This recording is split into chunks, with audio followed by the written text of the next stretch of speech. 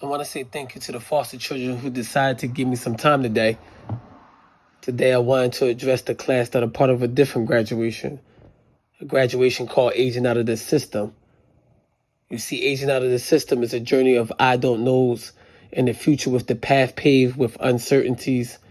But today, we will prepare for your beautiful unknown. I want to issue a warning before you step into the troubled waters of adulthood and the traps of independence. I'm hearing so many former foster youth end up in homelessness, and sometimes the cause of such a catastrophe is blamed on the system or an uninformed social worker.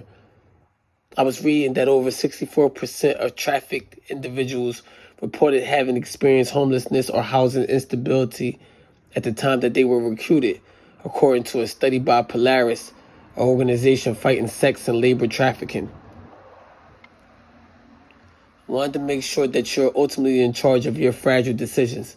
See, I believe as foster children, we have to be careful when making crucial decisions that can have dire outcomes. You see, homelessness is affecting us in so many ways. Every city, there is a homelessness population, and it's unfortunate that foster children make up significant portions.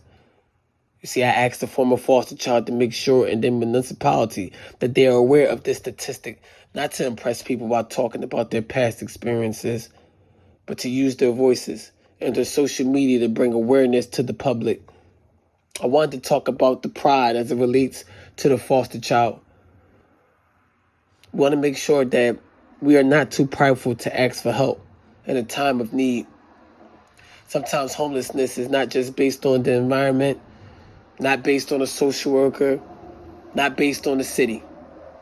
Sometimes our decision making is based on our pride.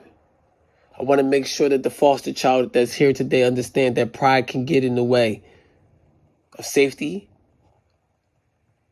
of a warm house, and of a loving family.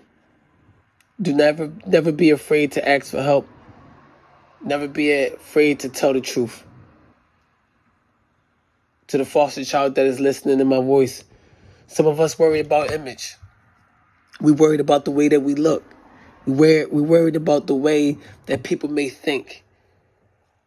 We are worried about what people may say as it relates to our housing instability. But we can no longer be distracted by such a notion. We have to take care of ourselves. We have to worry about the truth. The truth is, if we are experiencing housing instability, we need help. I understand the fears of parents, but we don't have to live a life with good excuses. A good excuse is my mother was on drugs. A good excuse was I was abused all throughout my experience in foster care. I mean, these are truly good excuses and legitimate past experience, but I'm not going to allow people who want to be better humans in the future to use all of their bad experiences as crutches and useful pitfalls. I'm asking you to use your experiences as armor. Look at all of us, burned by the matches of disappointment. Look at all of us, thrown in the buckets of forgotten, but still exist.